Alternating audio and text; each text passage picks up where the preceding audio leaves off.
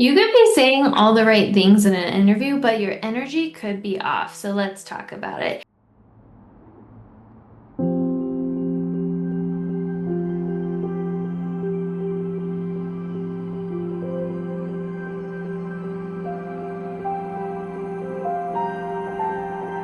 When you are applying for a job, it's easy to want to be or act a little bit desperate or a little bit like you are really wanting a job.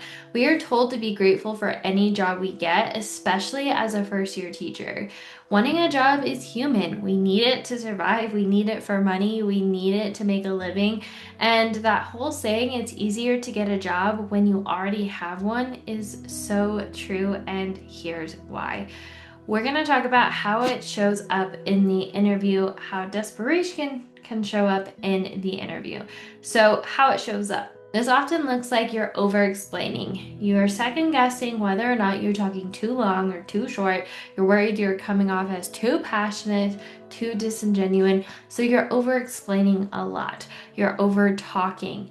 You give generic answers that would apply to any district, and you're not applying it to this specific district and what they're looking for. And you're doing a lot of safe answers. You don't feel safe actually speaking your mind and being bold. You're trying a little too hard to blend in because you're worried if you step away from the crowd that districts will think less of you or will hire somebody else. So, as somebody on the interview committee, this can be perceived as uncertainty, a lack of confidence, and even misalignment. It shows that maybe you're not that sure in yourself and your teaching and what you stand for. So now that we talked about how it's normal to be a little desperate and how it shows up in an interview, let's talk about the shift. So from this is where the shift goes from please pick me to here's what I have to offer and how I stand out. This could be a great fit. See the difference between the two. It's hey, here's all about me, here's my background, please pick me, versus here's what I have to offer and how I stand out and why we would be a great fit together. It's completely different. So now that we talked about that, let's talk about identity. So you are not trying to be chosen. The right district is out there looking for you just as much as you are looking for them. And you want to show up as yourself. When you pretend to be someone else or be the perfect teacher, it comes off, as we talked about earlier, as uncertainty, lack of confidence, misalignment. But the reality is, districts can fail when you are talking from a sense of passion and something you're truly excited about. So show up as yourself. Give your honest answers. Don't be afraid to show them too much or to be too you, because there's no such thing. There is a district out there who's looking for a teacher exactly like you. The question is, are you going to show up as yourself, or are you going to chase the identity of the perfect teacher to be liked by everyone and therefore be blending in with everyone else who's doing the same thing? Remember, you are choosing to. You get to choose the district that you apply to and you work for first. You're not chasing, you're attracting. You're being who you are, and the right districts are going to come to you and the wrong ones are going to fall away. So, with that being said, let's take action. So, make a list of your top 3 qualities that aligns with the district you are applying to.